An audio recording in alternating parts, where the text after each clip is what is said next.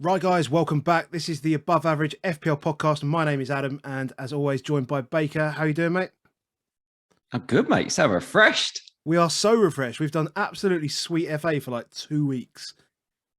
It's been amazing. 3 weeks. Well, it's technically me and you 2 weeks. I did something Yeah. a week ago, and if you haven't checked that out, go check out the interview with Jamie. Football is Live FPL. He only went and won it, so it's quite a good little chat. And we got him like a couple of days after it happened, so still a bit of raw emotion in there, and he just explained sort of the decisions that he took throughout the season and how he managed to win it in his second season. So, and all he wanted to do was beat his mate. So Incredible, mate. Incredible. Congrats, Jamie. yeah, cheers, Jamie. Well done, and enjoy all the attention that you are now getting, deservedly. Yeah. So, what have you been up to the last couple of weeks? Drinking? there's been a lot of drinking on both sides, hasn't there? Yeah. Had a week in America, which was amazing. Amazing week. Just good to get away. It's the first time. I said the only time I've been abroad since my son was born was when me and you drove to the Champions League final. So that didn't work out so well. This was a bit more successful. So yeah, no, it's really, really, really good to get away. Then just back at it, short week at work, and then 4 days off. Happy days. All good. A bit snotty, a bit snivelly. So I apologise in advance, but we're good. You'll be fine. Yeah, no, I had a stag in Morocco last week, and was struggling for all of last week, to be quite honest. It was eventful. Without going into too much detail, we drank a lot. That was eventful, mate. I could just say for the pictures that people won't see, that was eventful. I mean, a short summary: we drank a lot. We managed to smash up a car, and a bird flew into our air conditioner and got torn to shreds one morning, which was hilarious. And there was just lots of alcohol. Beyond that, I've shared a couple of things in our Twitter chat, but apart from that, you're not getting anything else. Lots of people in quite odd dress. Yes, yeah, exactly that. But Marrakesh, good fun place to go. It was good. Not cheap. So if you're thinking about it for a stag, go to Krakow or go to Prague. Yeah, it's not a cheap place to go, but good fun, and weather was fantastic, and it was a good laugh. So, but we're not here to talk about that. So we are going to do a not your average season review, I guess. Yeah, something like that. So I guess look, we don't want to talk about the things we did during the season, because hopefully you've been listening to us and you know kind of how our seasons have gone. In terms of some of the decisions we've made, in terms of the captaincies we've done and all that sort of thing. So we're going to try and avoid that subject, but I think it's worth just spending just 30 seconds each, just like, how do you think last season went for you? Generally speaking, it's mad, isn't it? Because I feel quite disappointed in a strange way. And 22k is fantastic. So in a way, I'm really happy. I'm really happy because I feel like I made loads of mistakes and came in at 22k. So that's fantastic news. Yeah. Fair enough. I had fun. It was a mad season, and 115k. I was a couple of Salah captaincy decisions away from the top 50k. Really, I mean, if I'd have triple captain Salah in 26 and I'd have captained in game week 9, I mean, I'd have been 50k easy. So, I'm not going to beat myself up about those kind of decisions. It was good to go against, and a bit of fun, and I got some fun at the back end of the season as well. Coming in quite hard from like 300 and something k down towards inside the top 100k, and then just missed out being a bit too aggressive in the last week. But it was part of the plan almost, I guess. It's part of the fun. Exactly. Part of the fun. Exactly. Right. So I think we've had we've had a good season, and I think as well. I think what we have to say is, from a content perspective, I think we've been really happy with what we've done this season. And I think we should be quite proud of what we've done, to be honest. Amazing, mate. We would never have thought this. Like, season before last, sort of 500 a month people listening to us, just pure listen only. Yeah. Do you want to have a quick look? Let's have a quick look at those. So go on, then. Let's be some self-indulgent. Yeah, absolutely. Well, I think it's an opportunity for us to do that. People won't mind us indulging just for a minute. So yeah, we've now done like 42,000 downloads on the pod from when I clipped it. This is actually episode 95. So, as you said, a lot of people wouldn't know that we've been doing this for like 2 full seasons now. Yeah. It's only really since January everything's kind of picked up and blown up. And, that BPS pod that we did was ridiculously good, and it helped. It really did help. And the sort of the movement to YouTube, I know we were a bit unsure about it in the start, weren't we? Yeah. It's just worked, isn't it? The graphics, the change of graphics as well has really helped us sort of push on. And we've now almost at 1,400 YouTube subscribers. It'd be great if we can get that up over 1,500 before the start of the season. We've done around 35 videos, streams. We've done a few streams in there as well, and we've had over 46,000 views on that now. So I mean, beyond what I thought we would get to when we just said, you know what, mate, let's just have a chat about FPL and record it and see what happens. So, do you reckon we'd have had as many if Conte hadn't come in for Nuno? I think Conte's helped. I think he's helped. Definitely helped us. He's helped Tottenham. So miserable. We'd be so miserable for last season. Yeah, man. Yeah, no, Conte's definitely helped from a content perspective, and he's obviously helped us. And we haven't even mentioned yet how awesome it was to obviously get into the Champions League next season. Get that in. Yeah, of course, just get that in. But we don't want to be too pro Tottenham, do we? Do we? Yeah, we do. Yeah, always. We will be again. Always.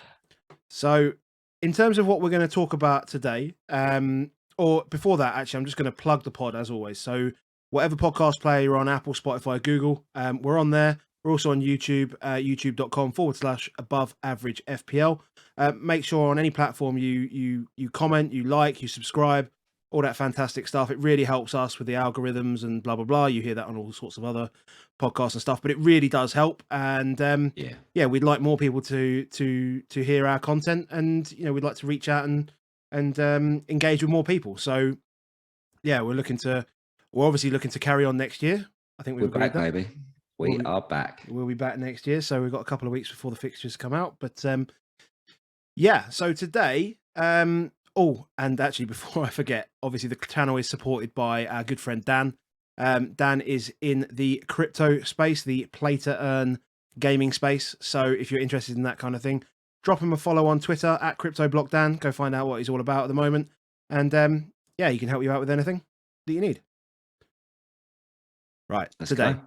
Today. So we're going to look at a few interesting stats that are not specific. Some of them are not specifically FPL related, but they do kind of lean into what sort of things should we be thinking about when building our teams for next season. And none of it's going to be like price point related. None of it's positional change related. It's all kind of based on the data that we have in front of us. It's looking at bits from other leagues as well as we see new rule changes and stuff like that. So, anything else to add on that? No, we're just easy until it comes out, mate. So we're not going to overguess it. No, fair.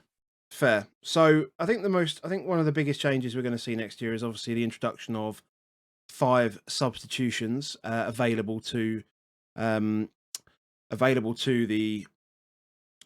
clubs in the league. So what we've put together, the royal we have put together is a little table just detailing the top clubs in Italy, Spain, Germany, and obviously in the Premier League, and looking at out of the possible subs that they were allowed to make, how many did they make? So for those listening, just quickly, you got Barca, Real Madrid, Atletico, who used sort of a minimum of 35 substitutes out of a possible 40. You got Bayern and Dortmund, who both used 36 out of possible 40. Milan, Inter, Napoli, and Juventus. Juventus actually only used 33 out of 40. Everyone else used more. And looking at the Premier League, you've got Man City, Liverpool, and Chelsea, where Pep used less substitutions in the first. This is all in the first 8 games, where he only used 75% of his available subs, whereas if you look at all across the other leagues, like Juve is the lowest in the other leagues at 83%. Which I think actually, if you listen to Pep and you hear him talk about the need for more substitutions, it's actually something we observe is that he actually doesn't make as many subs as you think. No, he controls the game so well that he feels like, well, if I'm controlling it, why would I upset that?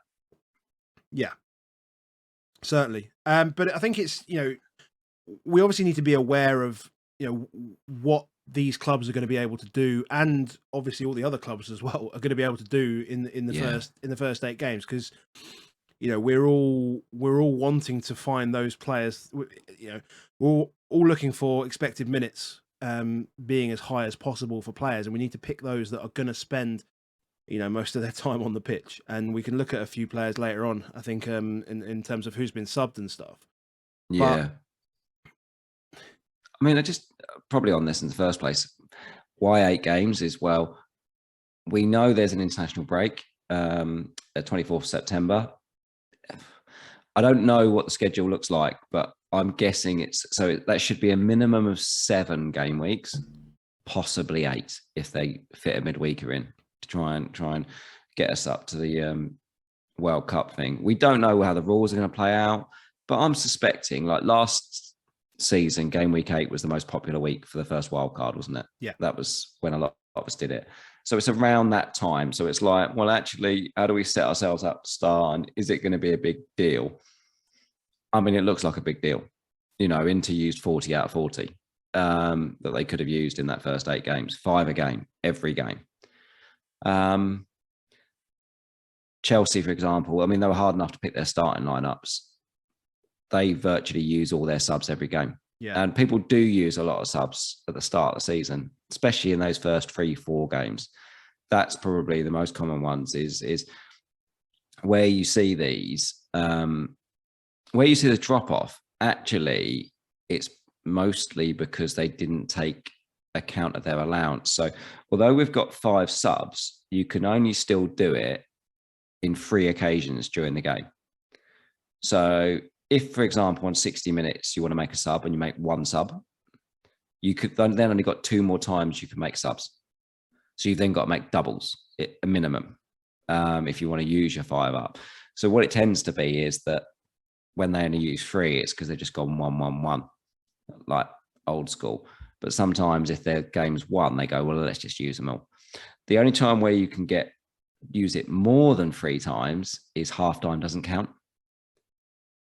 So then what happens is some people think, I don't like to make multiple subs because it messes with the flow.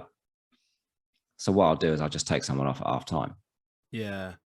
I think there's an interesting thing around here tactically as well, because you can completely change games with a triple substitution and still have the opportunity to make changes beyond that. So if you've got if any of these clubs have an opportunity or they there's a place in the game where you feel like you need a dynamic change of tactics, there's going to be an opportunity to do that without the risk of in the past or last season, injuries perhaps hampering your decision making. Yeah. Like, I can only make 2 because just in case someone gets injured or keeper gets sent off or whatever it is. There's certainly going to be opportunities to do that. I think the biggest thing, the most interesting thing is, we looked when did we look at it? January time, February time. We looked at the registrations of the players that these teams have, or particularly like the big teams as well. And we were looking at it as a subject around COVID postponements, weren't we? And you find that actually City, like, this makes sense for me. City, the bench is poor, isn't it? We talked about it really loads of times. It's really weak, and you look and they've got a bunch of academy players sitting on their bench every single week, and you think of like the Cole Palmers and all this sort of stuff. They're not. And not to talk about Tottenham so much, but we talk in Tottenham groups, and everyone's like, "Oh, bench is so crap, it's so weak." It's like, yeah, but quite a lot are actually, and like it's only really Liverpool, Chelsea, and actually Man U that probably have the strongest, or did when fully fit, had the strongest of benches. If you think back to when Man U was sort of rocking they would rock a Wan-Bissaka, Shaw, call it a Fred McTominay, Martial, Rashford. I mean, like, these are good players. You don't get your Cole Palmer in there, and I know United have had that Hannibal kid. Poor Cole, mate. You're giving him abuse. It's the only one I can remember. It's the only one I can remember. James McAtee, wasn't it? And there was like Wilson Brand or something like that. Mate, But you're certainly not going to bring 2 of those on at once, are you? No. And that is one of the cases. So yeah, benches are going to be ones to watch, and even in pre-season games, I think it's almost worth looking at how strong people's benches are, because you're like, they're going to use them if they can use them. Chelsea, they were hard enough as it is. They've now just become so hard.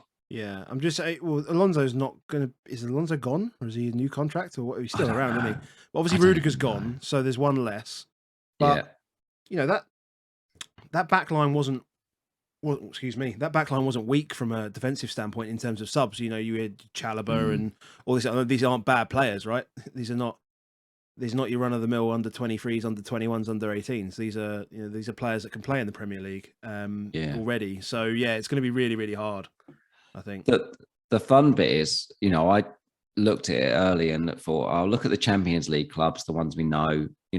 Let's see how they did, and the main ones, and left Spurs out.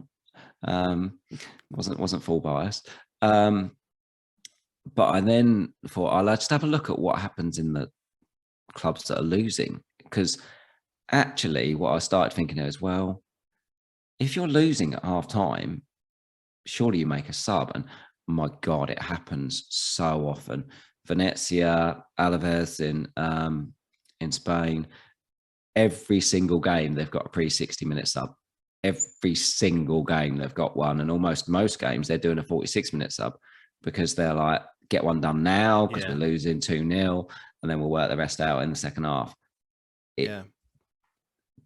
There is carnage ahead, and we don't know at the moment whether FPL will change anything. I've seen a lot of people suggest they might go like the Gaffer way, where Gaffer do half the clean sheet points in the first half, and that. I do think Gaffer, no disrespect to Gaffer and those that play it, but it's got 10,000 players. It's got 9 million players in it. I ain't sure.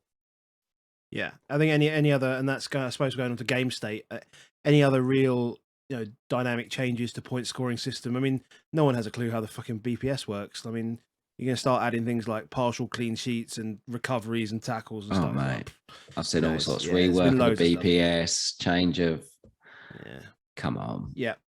Cool. So I think on this, we need to look at those players that are, smashing out the minutes, basically. These are the guys that we need to understand. So I think there is a little bit of that as well. Where do those subs happen? Because 5 subs is a lot of players. Like if you half a team, it's half your team. It's half your outfield team. One of the things that I was surprised at was how often teams changed their whole midfield. Inter in one game played like 3-5-2 and changed the whole 5 across the middle. That's weird. Yeah. And most games, Inter, because Inter used all 40 subs in the first 8 games, most times they used 4 of the 5 were in midfield. Just a note that includes Perisic. That does include Perisic as well, yeah. Yeah, so just something to be aware of. Yeah, he was off basically every game. Yeah, wonderful. At the start. Yeah, just in case you wondered, most games he came off about 65 minutes. Yeah, and Conte is going to push him hard. Good. Yeah. He did nearly make 3,000 minutes. I should point that out by the end of the season. He got 2.9 in the end, which is an obscene amount of minutes for a 5-sub game. With that is monster minutes actually. So don't think that means he's off all the time, but at the start he came off quite often. Yeah, at 65 minutes. So we've got up on screen now essentially the 3,000 minute club from the Premier League, and just a few names off the top of there. Cash played the most minutes out of everyone, 3,380. That's amazing for a fullback. Yeah, ridiculous. And actually, it does surprise me that top 10 only really actually includes 2 centre backs. Was Janssen the centre back? Janssen, yeah. So 3 centre backs. But for guys on YouTube, the ones that I've highlighted are essentially what we would consider premiums. So only Kane out the top 5, and then you had Cancelo in there. Bear in mind, Kane didn't actually play he didn't really play for the first few weeks, did he? It's just I think he did some minutes. He just didn't do much with the minutes. Yeah. Well, he didn't do anything until game week 18, really. Pretty much. But yeah, so the premiums in there: Kane, Cancelo, Bruno, 3,118 minutes. Then you got Van Dijk and Rudiger and Son with just over 3,000 minutes. And looking at it by position in terms of leagues, so interestingly, I mean, it makes sense that it's mainly centre backs. In terms of so La Liga had 7 centre backs make it. Premier League had 9, Serie A 5. Fullbacks, La Liga 4, Serie A 2, Premier League 4. I mean, Serie A, they just made a shit ton of subs, didn't they? a lot of teams play 3 at the back at Serie A as well. So actually, only 5 centre backs making 3,000 minutes is actually quite interesting, compared to 9 in the Premier League. Yeah. Is a lot more subs happen at centre back than you would have previously seen. And Conte's been one for that, hasn't he? We've seen it. Sanchez comes on quite often, and everyone goes, "What? Why are you bringing on a centre back?" Because the English way is like you do not sub a centre back. I think there's an element that only really started to happen though when our fullbacks basically died, and we were able to push like Davis out to left wing back, for example, for a 10-minute cameo, rather than and bring off Reguilon or Sessegnon rather than bring off Davis for that position. So I think it was more. We were still taking off a fullback. That was the thing. Oh, Romero came off on a few. Okay. Came off on a few. It's only Dyer really that just literally just never came off. But the centre mids one, like 8 centre mids in the Premier League made 3,000 minutes, and only 1 did in Serie A, and only 2 did in Spain.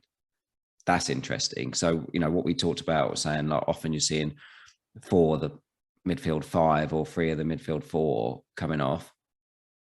I'm just looking down the list here, and I'm just trying to work out which ones they are. So it's Sissoko.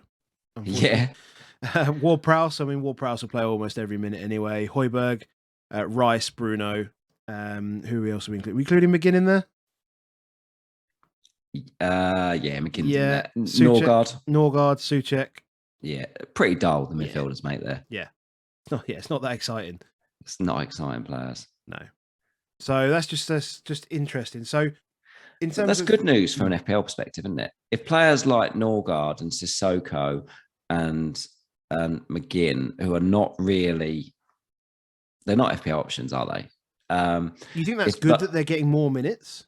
No, they're probably going to get less minutes. Oh, okay. So actually, although we've got 2 extra subs, if it's going on players that are not really players that we wanted in the first place, does anything really change? I guess is the question. Yeah, true.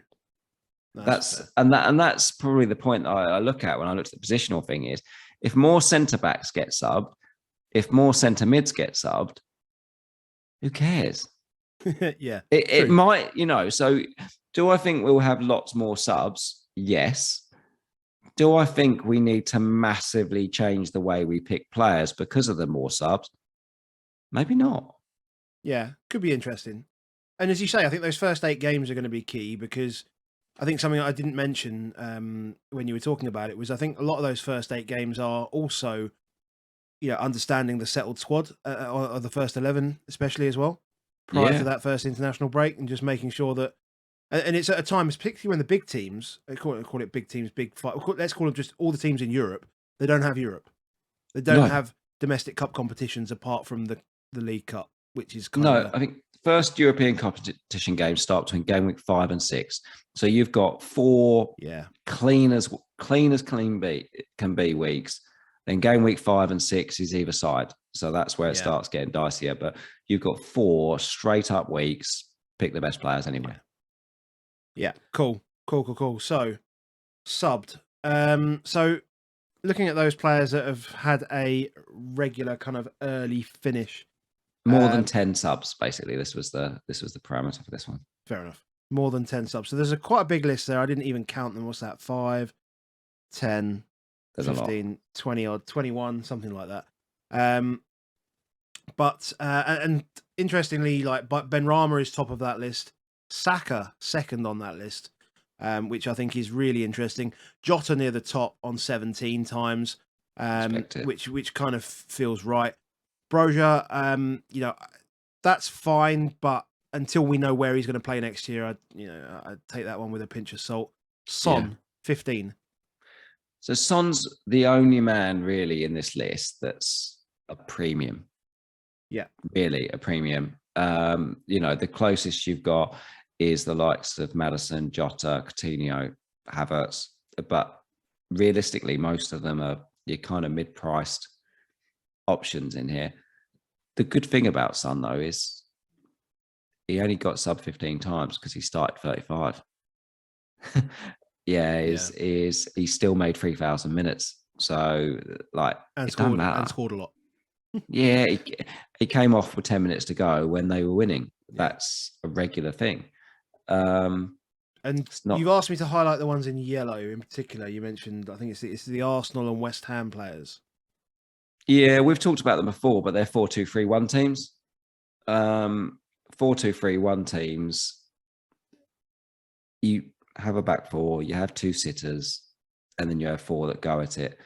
We've said it. How many times have we talked about West Ham? The fact that it's hard to pick. You know, Bowen stood out in the end, didn't he? And Benrahma stood out at the start.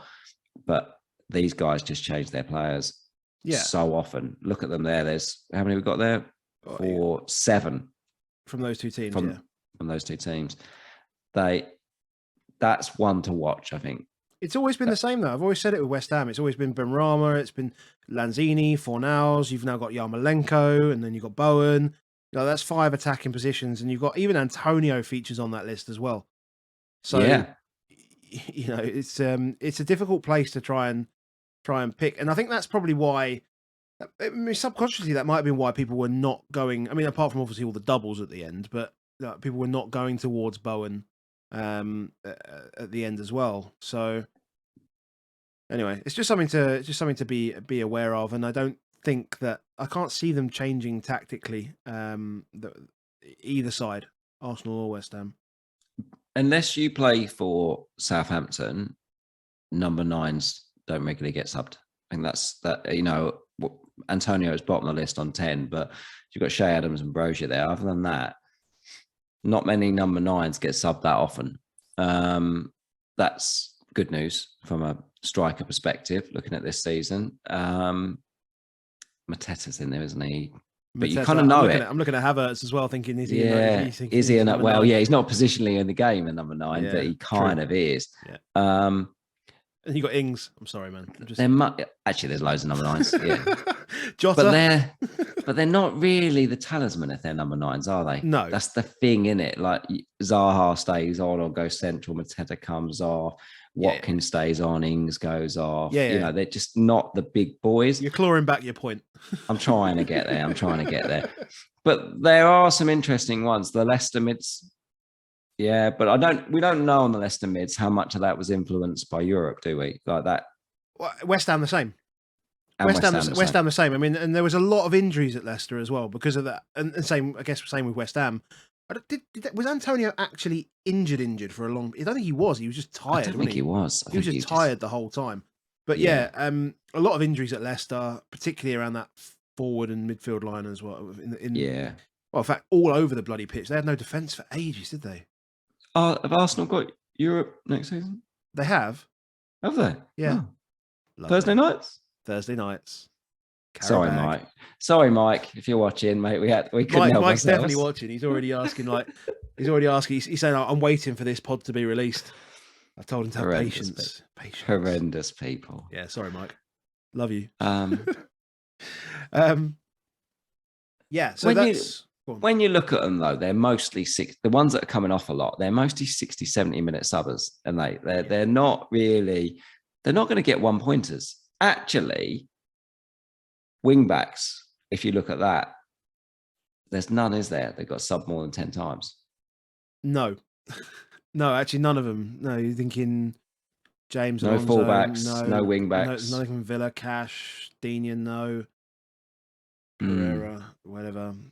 That's going to be the one in it that we have to try and keep an eye on early on, but with the 5 subs. But I don't think you need to be that wary of it. Fair enough. But what we do want is we want a quick start. We want a quick start at the start of the season. There are some players. You highlighted a bunch. I just decided not to highlight those ones and highlighted some other ones instead. That sounds more fun. Yeah. So it was ones that we were talking about, and you mentioned that generally have quick starts or always are quite consistently in and amongst it. So for the people listening, what we've got is a graphic of a minimum of 4 starts in the first 8 games of last season and the season before. So it's just a simple table with the name, obviously, the number of starts, the percentage of goal involvement, and the average number of points over those starts that they've had. So, you know, we know that Salah just went absolutely nuts last year. Started at like 10.3 points per game, and yeah, but interestingly, like Antonio, we know as well, 7.14 points per game, monster start. I think Son went under the radar there actually at 7.3. I feel like he went under the radar at the start of the season. Yeah, I don't think a lot of people talk. And a lot of people didn't start with Son in their team, but Well, that's because we started with City. That's why. he came out But fast, he scored, mate. didn't he? Yeah. And I knew that Jesus. I remember Jesus having a good start because his goal involvement was excellent at the start of the season as well. But if you look from season to season, there's consistency between Vardy, in particular Son, obviously. Although I didn't highlight him, but it's Vardy and Wilson are the ones that stick out really, as the two that just seem to start well, and when we seem to never go there. Vardy's all we I think we've said this probably 4 times now across the 2 seasons that we've done this. I think almost in the very first pod we said like Vardy starts fast and we didn't get him, and then at the start of last season last year we said Vardy starts fast, but we're not going to get him next season. And guess what? He went 7 points a game. He went 56 points in his first 8 games. And now he's another season older. He's older, and that's it. We say it every year, don't we? And there's 5 subs, and there's Daka and Nacho. Yeah. You know, so yeah, 80 points in his first 8 games next season. But they've got no Europe. They got no Europe. Yeah, true. He does what he does. So last season he started 8 out of the first 8, averaged 7 points a game. Season before he started 6 out of the 8, averaged 8.67 a game. It's a goal a game, isn't it? So that's over 50% goal involvement as well. So therefore is just nailed on your bonus. Thanks very much. Ticks away. Just unbelievable. And I've seen predicted things saying that he's looking at 9.5, like sub 10 million, Jamie Vardy. You won't be able to have Haaland and Vardy. You will not be able to have Haaland and Vardy. And be prepared that if you put Vardy in, you're going to get Brexit chants, you're going to get memes about you, you're going to do a lot. Yeah, true. True. Like, he's going to make it really tough. But if Vardy's back in pre-season, he's difficult to stay away from, mate. Yeah. He does it every season at the start. Yeah, true. Very true. And someone else that's highlighted here, I mean, there's no one that came up last year that started quickly. But Bamford, the season before, started really, really fast. Really fast. Really fast. So just something to be aware of, that, you know, not many players that come into the league in their first season start quickly. No, I mean, look at those players last season. I mean, Everton had a good start, didn't they? So they yeah, we all got drawn in on that. We all got drawn in on Gray or Townsend. Yeah, Gray. But Wilson is definitely, again, a goal involvement monster, an absolute goal involvement monster. And I think Howe will trust him at the start of the season as well. I don't think it's a position they really need to rush into splashing a shit ton of money at. I think they just spent 35 million on Akite, whatever her name is. I think it is a forward. but you know, I feel like he's the man if they get the option, and Howe knows him and where they're at. So again, it's what you want to watch. But if Wilson's fit, he's very, very hard to avoid. Yeah. Very, very hard to avoid. You just stay with him till he gets injured, which is inevitable. The big ones when you look at it is that when you look at the list of players, Bamford is literally the only man from a promoted club that in the last 2 years to fly. And we kind of knew it a little bit that he was going to be the one, if there was going to be one.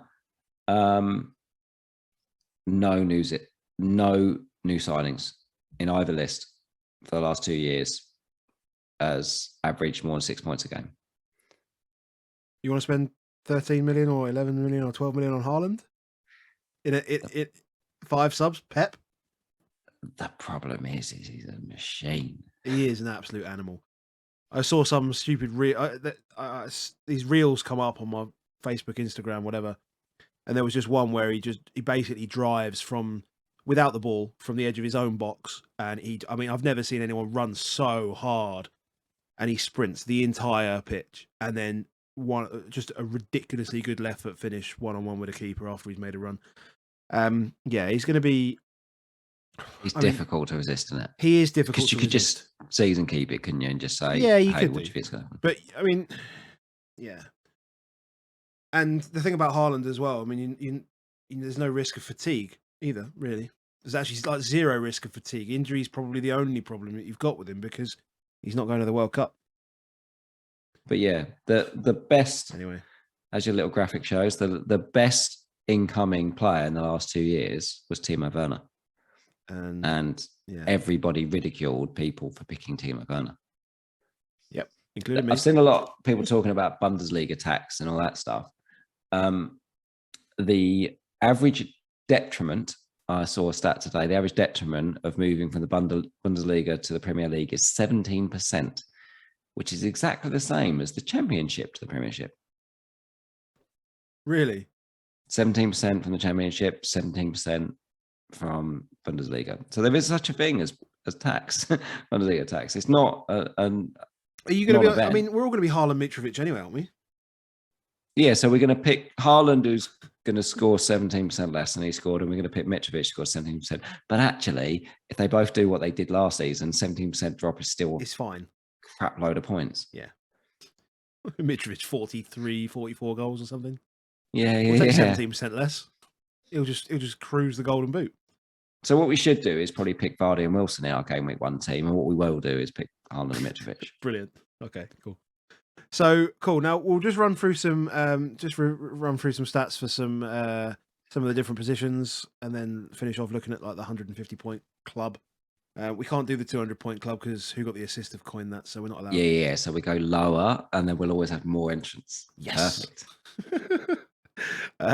So looking at defenders, particularly those that are hogging the bonus. That's what we want. We want bonus points. Because as soon as a striker scores a goal, it's very difficult.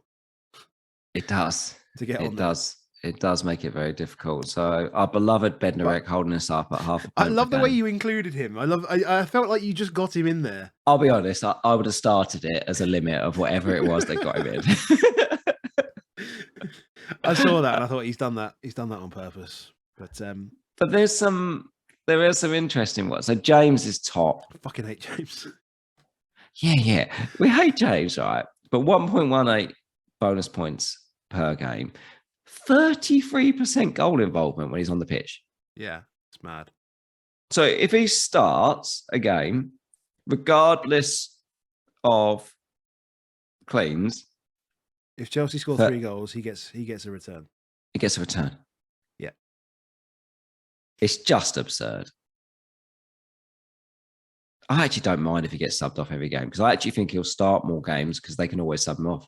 65 minutes, 65th minute, clean sheet banked, you mean? So he treated me terribly and I'm sucked straight in. If he's 6.5 million, he's in my team. Thanks very much.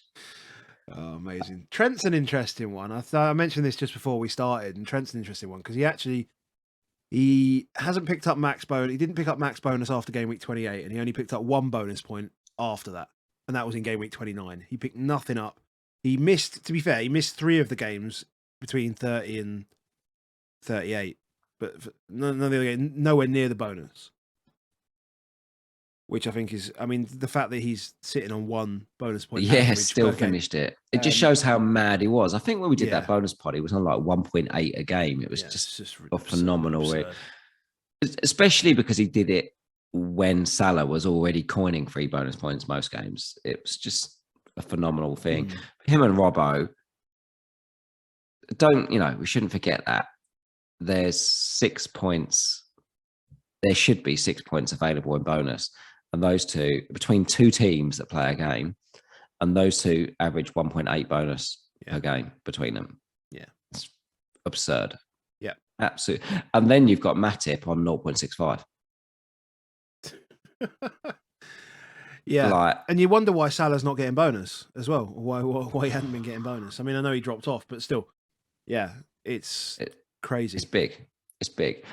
I'd love to see something like Jota move to a forward. If Jota moves to a forward, he'll then get more bonus. Which I think is realistic, actually. That's what they should do. They should definitely move it. If with their defensive monsters on bonus, and then if they move Jota to a forward, wow, like Salah's crowded on that bonus front if that happens. Chalobah is really interesting me. Really interesting me in here in the. I mean, is it not though? Because Rudiger's gone. Exactly, he's gone. But I'm just thinking from a price point perspective, he's not going to be 4 or 5. Right? Even if he's 5.0, mate. Like he ended up playing 20 games. He started 17 games, so he didn't come off the bench 3 times. But when he started, he averaged 5.6 points per game. He scored a few. How many goals did he score? Did he score like 4 goals or something last year? He scored, 10% goal return, 10% goal involvement for a centre-back is big. It's big. But you could have happily, I don't think I tripled out very often on Chelsea last season. You wouldn't have done the worst if you'd just left him in from game week 1 in a zombie team. Yeah, true. 3 goals, 1 assist. Yeah, decent season. And his bonus is good. 0.65 bonus per game. If Christensen and Rudiger go, which I'm assuming that is the case where Rudiger's gone, and I'm assuming Christensen goes, and I don't know what the deal is with Aspi, you're going to assume there's some strengthening, but Chalobah's definitely one that's on my radar for a start. He could be a real bargain if he comes in at 5.0. I don't think we'll get him at 4.5. No. But we're still going to need cheaper defenders, aren't we? We're going to need some. We're going to need some ones. We're going to look at some cheapos. Yeah, we'll look at some cheapos. There's a few people that have repeated themselves on this list compared to the last list as well. So looking at some budget defenders. We're just looking at this from a points perspective on how many they've scored, because really you're just looking for someone to fill the gap at this point. I think we all have a 4.5 in our game week 1 team. I know a lot of people looking at, can I get loads of 5 premium defenders and how can I work it? I don't know, because I actually think that these 4.5s just offer so much value, because you can just leave them.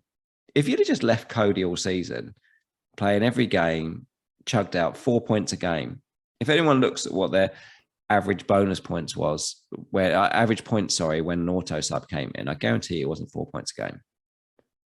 If you'd have just had Cody on sub 1 all season, it'd have always been there to come in. 138 points, fantastic. Dyer. We all tried to solve the conundrum through very few of us did not have a Tottenham defender at some point last season. We all mucked around with Reggie. I had Royal for 17 games, I think, in the end.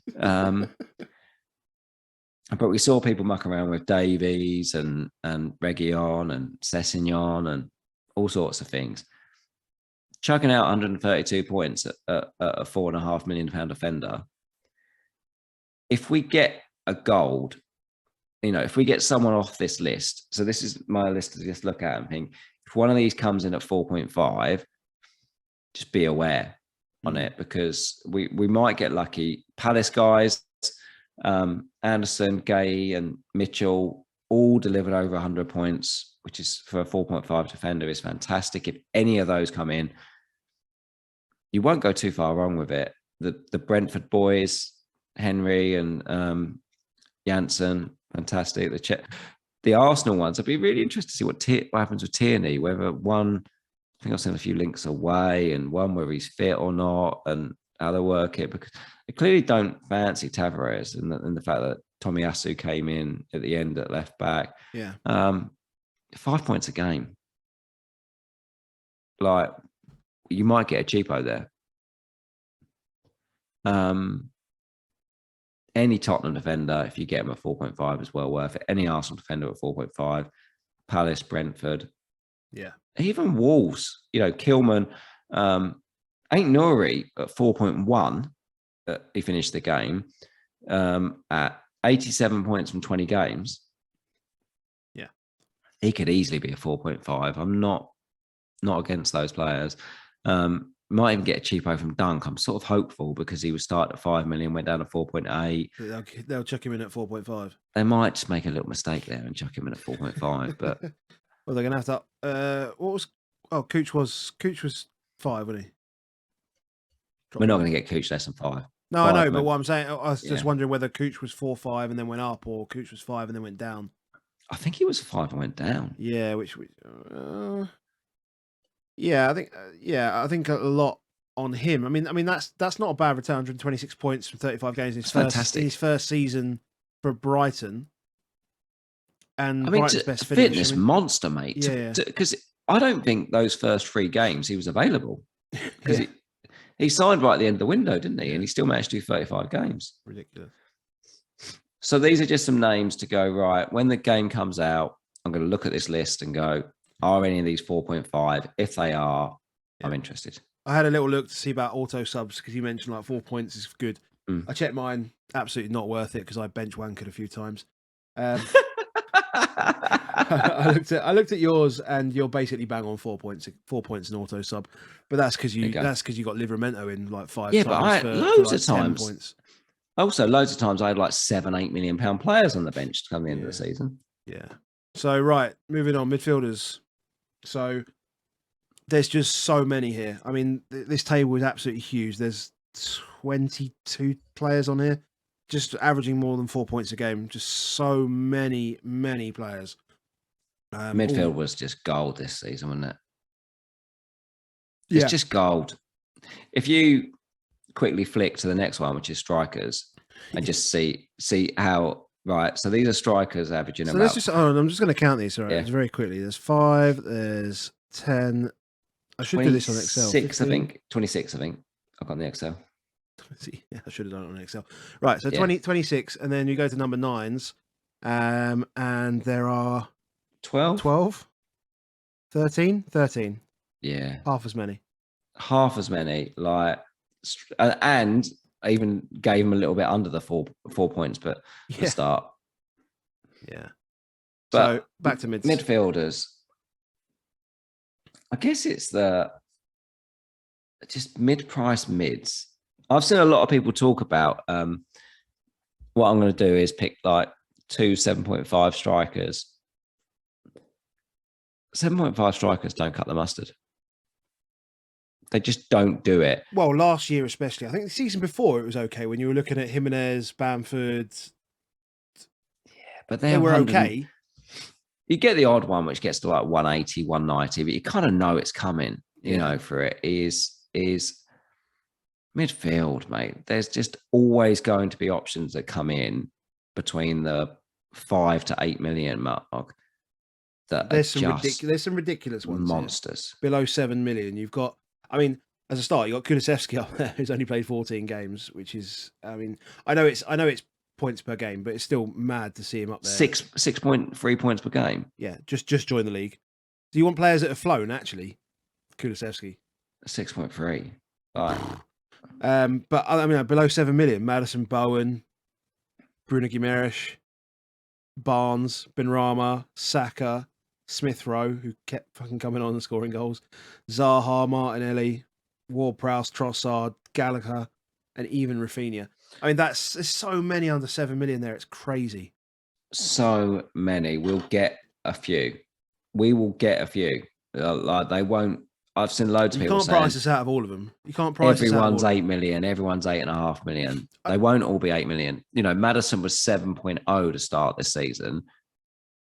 You can't tell me his reputation... And no one picked him up. Yeah. Like, we'll get some. I do remember the conversation at the start of last year, though, when we were talking about... We were saying...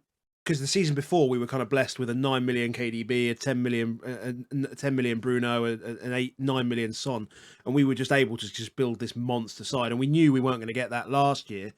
There's going to be a few that will get pushed up into that bracket. There has to be. I mean, Son, I think, will start up at 11.5, for example. Yeah, gotta be. And, you know, I think someone like Bowen will go up to sort of 7.5.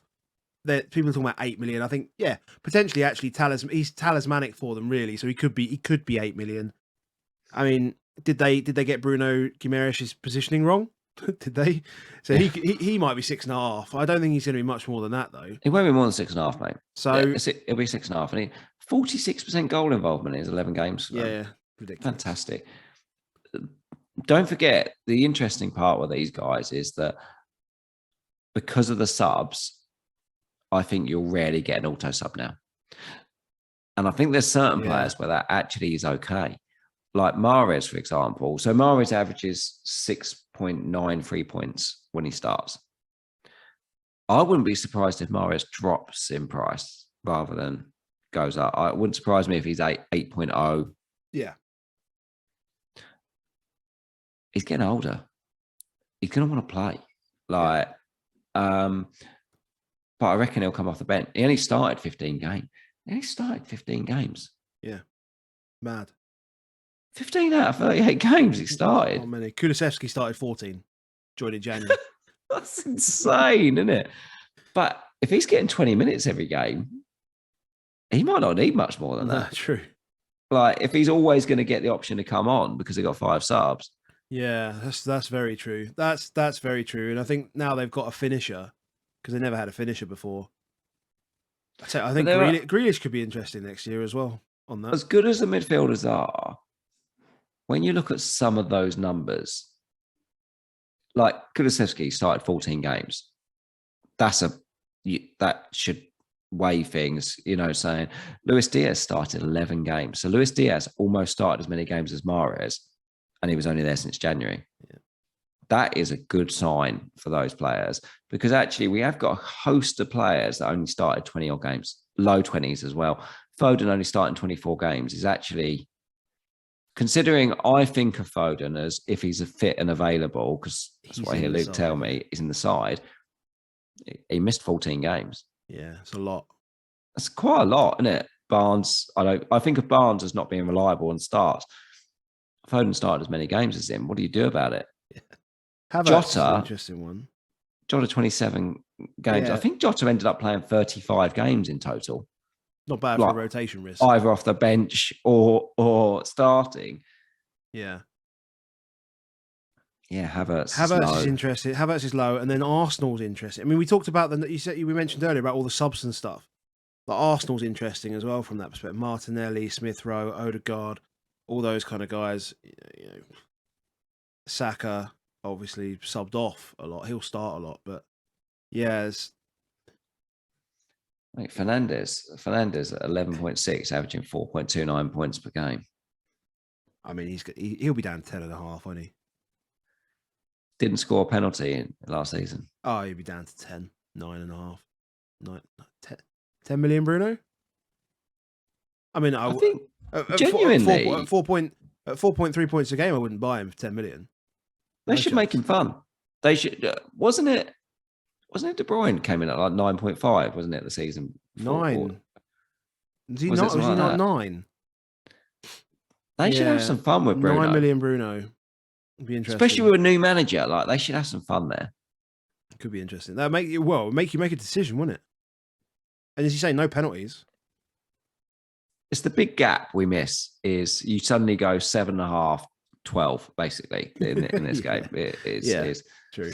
Son starts it as like 10, but then he ends up being up the rest of it by the end of it. So this season he won't. He'll just start there. So it's going to be really interesting what they do. But I'm just going to, again, similar. I just want to get the list down of thinking to myself, who are midfielder? All of these midfielders have a 20% goal involvement or more. 1 in 5 goals when they're on the pitch. That is big. It's good for City and Liverpool players in particular. Maddison, 44% goal involvement. Yeah. Maddison and Vardy. Yeah. That's probably the only regret. If those fixtures are favourable, I don't think you just second guess it. Just bang them in. Right, moving on to number 9s. So just brushing over them because really there wasn't much to say about them. I mean, what's interesting here is Kane he scored 1 goal before game week 18, I think it was, or something like that. Yeah. So and still averaged 5.33 points per game. It's interesting that Kulusevski averaged more per start than Kane did, as well. Yeah, well, what? But from game week 18, if you compared them from that, I don't know what it is from that. He could only played from that. No, but probably not from then. Yeah. Not from then. I think actually second half of the season, Vardy and Kane were both over 6.5 per game. So, they're up there. But just in general, it drops fast. You know, is you look at that previous list and it was like, we were just complaining about Bruno averaging like 4.2 points per game. Lukaku's at that level, you know, Richarlison, Antonio, Watkins. Mate, those are players. There's only 4 players here that started more than 30 games. Like Vardy injured, Ronaldo old, Jesus rotated, Nketiah young, Iheanacho, well, Leicester, isn't it? Wilson was injured. You know. I mean, you know, it's bad when Welbs makes the list, mate. Welbs. You know, I didn't want to mention Welbs, but I mean, Antonio's mad, man. Like first 7 starts, 7.1 points per game, and over the rest of the season, 2.9. Like he was an absolute. I mean, obviously he started though with like the 12, 11, 16. So yeah, we were all going to flock there if we didn't have it already. You know, obviously some of us got the joy from those first few weeks, but. It's crazy how much he dropped off. But again, we said it, like Europe and stuff like that, he's just constantly fatigued. He's a minutes monster. Still did it. Yeah. You know, up there, 34 starts, 38 is a fair effort. For someone who's got, you know, injury dodgy history, groin, dodgy hamstrings, whatever you call it, to do that in a European season, fair play, but he ain't getting younger. Tony and Kane are they're your minutes boys. And I can't really see Tony's price changing, to be honest. He could start the season again at 6.5. He might start it at 7 just because it's like second season. He's in the Premier League now. He's got a bit of experience, so you won't pay more than 7 for Tony. No, and Nketiah, if they don't sign a striker, yeah, he'll have to go up. But yeah, Lacker's gone, isn't he? What could they put him to? I don't think they could put him more than 7. No. It'd be wrong to. And if you can get a player in a top 5 club at 7 million as starting striker, yeah, it's pretty good. Pretty good. So it is pretty good. So I don't know. Do you think you'll start? I don't see me starting with more than 2 strikers. Do you see yourself starting with more two strikers? No, absolutely not. No, I can't see it.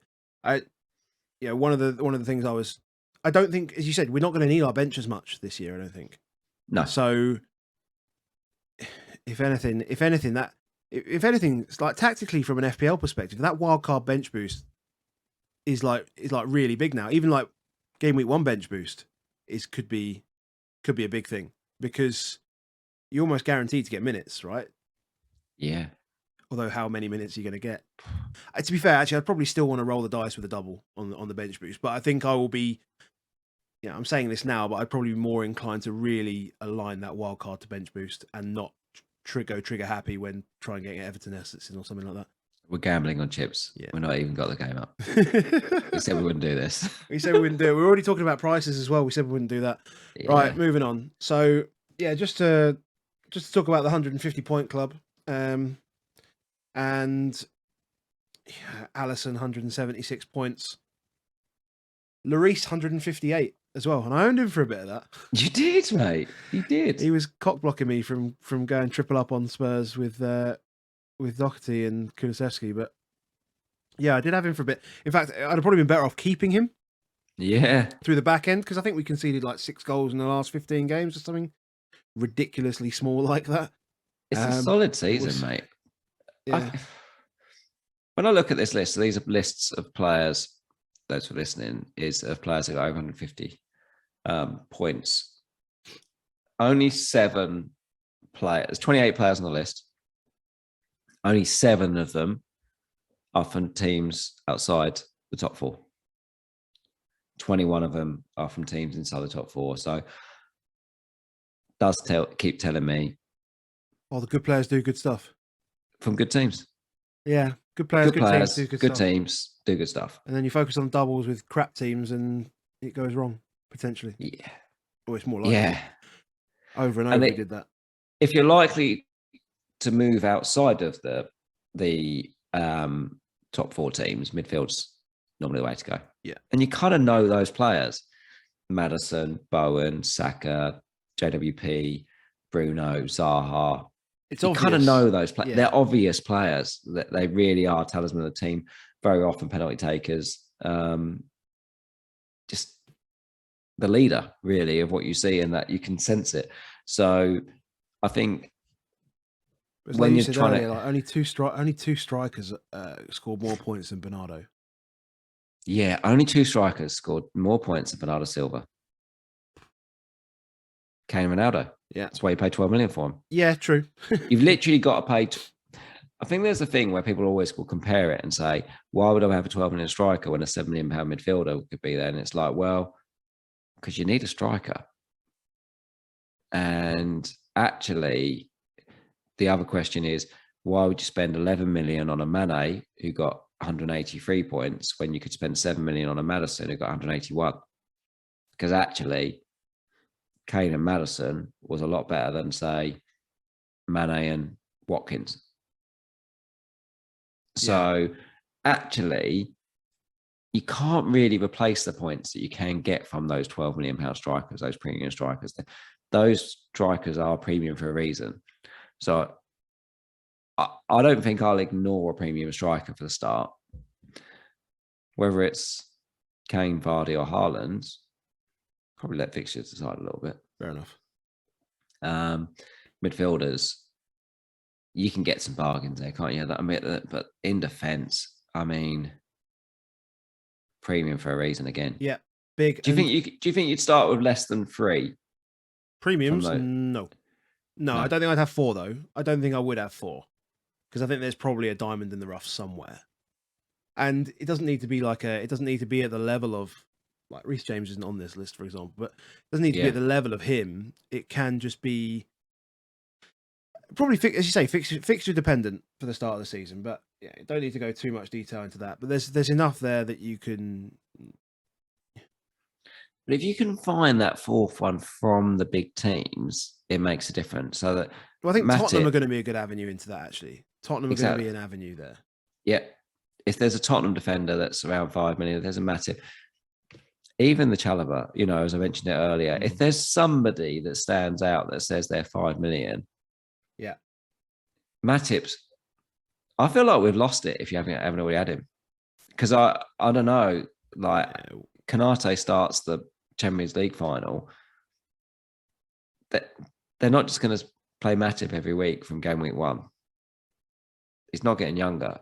They're going to want to get, Klopp is a rhythm machine. He's going to want to get things working on it. Difficult choice that is because I think Matip's going to be probably 6 million now as well, and it'd be like, 5-5. I think they'll do Konate and Matip 5-5 each. Make you decide, because you're gonna want Trent Robbo anyway. Like, why would you even want? There's absolutely no point in pricing Matip at 6 million because no one will buy him. Like, literally no one will buy him. It'd be pointless. Like, because you're going to want Trent Robbo, and then you got like Salah, Diaz, Jota, maybe if they're kind. Well, Mane's gone, isn't he? Basically, but yeah, if you've got those players, and I think you probably want Jota up front. I mean, you're talking about mid-priced forwards. If he's like 8 million up front for Liverpool, you're like, okay. That's good as well, isn't it? Right. So then absolutely changes what you need to, like. Maybe you do have 3 forwards because you want Jota. Exactly. So, yeah, I think they need to price Matip sensibly. He needs to be a premium-ish defender, but I don't think he needs to be up at 6 million. That's unnecessary for me. The big players from the big clubs, mate, they smash those points. Look at them. Europe's we concentrate so much on, there's Europe though, there's fixtures and all the rest of it, and you're like, just good teams, good players, mate.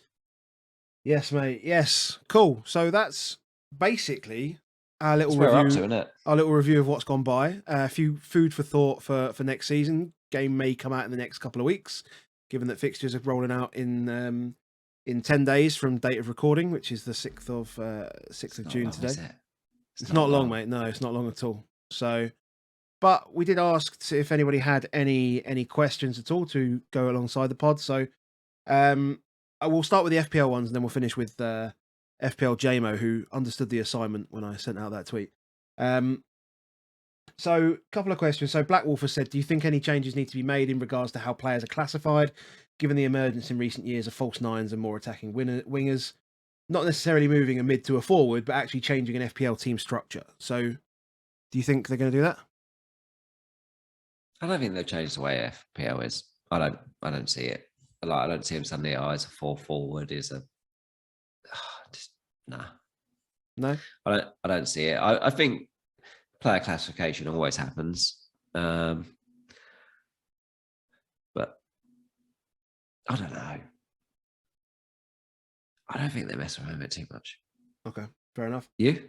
No, I don't think so. I mean, we know that like FPL is the simple game, right? It's the simple game, and I don't think they need to really do anything to change that because they just won't get the uptake from it. They just won't. And overcomplicating it just seems unnecessary. Yeah. FPL will remain a simple game to play, a simple game to understand. They will try and get as much football involvement as possible, and I think what I mean by that is that the way the BPS is structured, obviously, is now no longer obviously a 3 journalists on the side of the pitch type thing, but it is based upon actionable items or actionable things in the game, coming up to a number that creates a score. So yeah, so that's I don't think they'll really change it and overcomplicate it because they don't want to dilute their user pool. I don't think so. And if they do, we'll work it out in second. Yeah, true. There's enough content to There's enough content, mate. Someone will give us the answer and we'll work it out. Yeah, exactly. Okay, so any other FPL related questions? Sort of. Okay, so has there been any releases on the chips available for next season? I don't think so. There's been nothing. No one said anything. It's pure speculation at the moment. Yeah, no. But I think the only thing that would come up this year is probably it's something around the World Cup, right? It's going to be something like a wild card, unlimited transfers, blah, blah, blah, blah. Are people who are getting involved in price predictions, position change, guesswork, and potential drafts, are they okay? We all need stuff. We need stuff to keep going. Yeah. Generally be okay. I mean, we've just spent an hour and a half talking about it, so yeah, we're fine. We're doing good. We've had 2 weeks off, to be fair, and we've basically we've erased most of the stuff through the amount of alcohol that we've drunk in the last 2 weeks. We are just all addicts, though, mate. So in different vices, we are. Dude Morpheus, favorite UFC upcoming fight over the next few weeks? I'm gonna say Ortega Rodriguez because I can pronounce the names. I don't pay enough attention to UFC to even know what's going on, so I'm not going to pretend to. I like watching it, just the highlights and knockouts and stuff like that, but I don't follow it, not really. Just like the same with the boxing, like it comes up like 3 days before the fight. I'm like, oh yeah, that sounds good. I'll watch that, mate. It's like 4 a.m. Right. Yeah. What else we got? So Steve Cook asks, who won the rib-off? We're fans of all meat in this house. We do. We respect all meat. But respect it. For anyone that wants to see, I've got it there. Porky versus the beef. Is that chicken on yours as well? Yeah, a little chicken side, just to chicken side.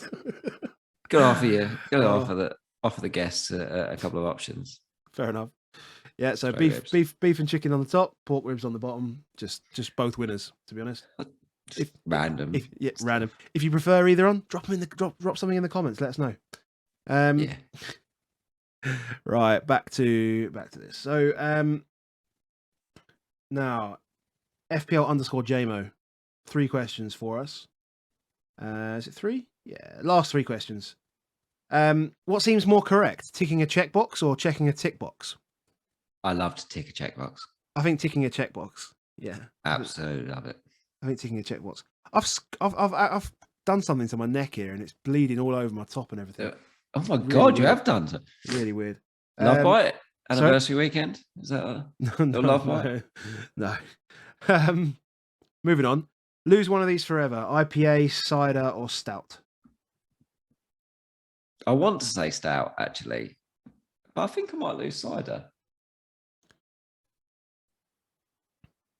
Just because when you fancy a Guinness, you just fancy a Guinness, and nothing else matters. But no, I've seen some of the weird stouts and stuff that you drink and stuff. I'm not.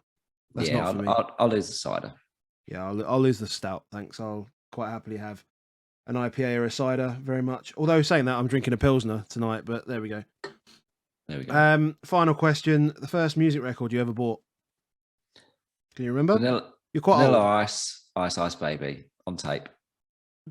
Paper cassette, like paper little case. Little paper sleeve, yeah. Oh, like paper, but not even plastic?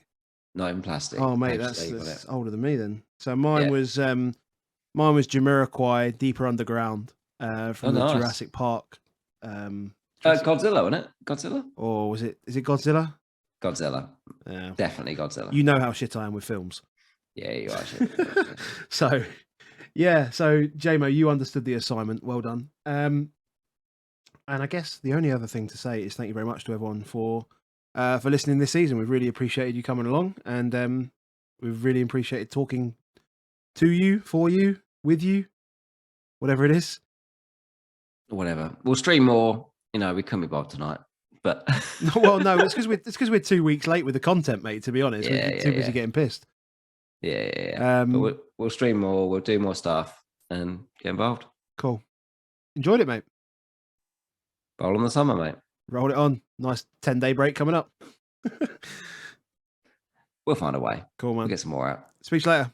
See you later, mate. Cheers, bye.